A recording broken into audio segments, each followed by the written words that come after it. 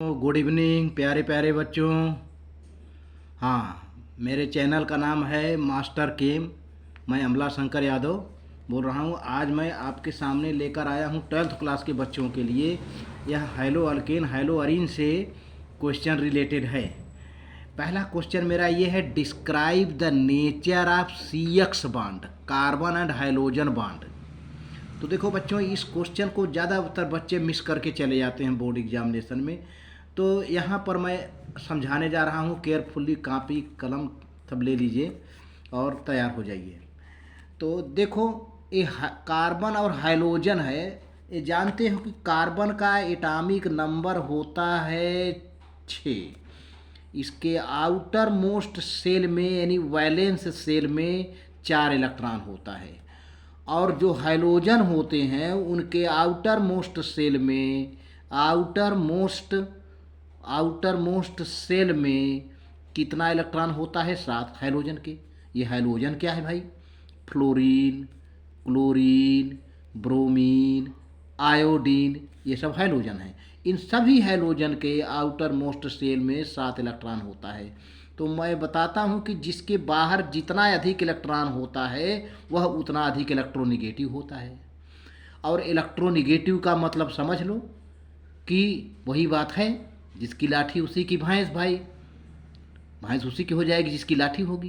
तो अब यहाँ पर हाइड्रोजन का जो बाहरी सेल है उसमें 7 इलेक्ट्रॉन है। हाइड्रोजन सबसे ज़्यादा इलेक्ट्रोनिगेटिव है। अब वो क्या काम करता है कि कार्बन और हाइड्रोजन में जो इलेक्ट्रॉन की शेयरिंग हुई है, यह हाइड्रोजन अपनी ओर इलेक्ट्रॉन को खींच लेता है थोड़ा सा। तो इस पर पार्शियल निगेटिव चार्ज आता है और कार्बन पर पार्शियल पॉजिटिव चार्ज आ जाता है। इस तरह से कार्बन हाइड्रोजन बॉन्ड एक पोलराइज्ड बॉन्ड होता है। पोलराइज्ड बॉन्ड क्या है? जब दो चार्जेज डेवलप किए जाएं, अपोजिट चार्जेज, तो वह बॉन्ड क्या होता है? Polarised bond. अब यहाँ पर कार्बन हाइड्रोजन का बॉन्ड क्या, कैसा नेचर है? पोलर नेचर है। पोलर नेचर है। और अब यही नेचर है कार्बन और हाइड्रोजन के बीच के बॉन्ड का। तो अब यह सब बॉन्ड लेंथ जो होता है, बॉन्ड लेंथ जैसे जैसे हाइड्रोजन की साइज बढ़ती जाती है बॉन्ड लेंथ बढ़ता जाता है।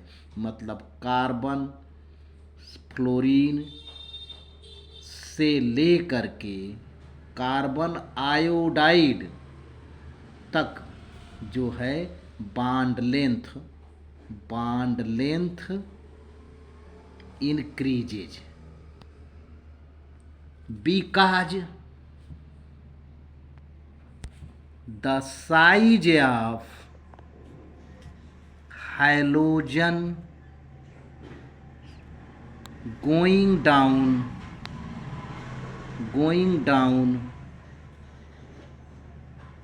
the group increases. So this is the nature of carbon hydrogen bond. The nature of carbon hydrogen bond is polar in nature. That is polar in nature. And this is the end of your answer.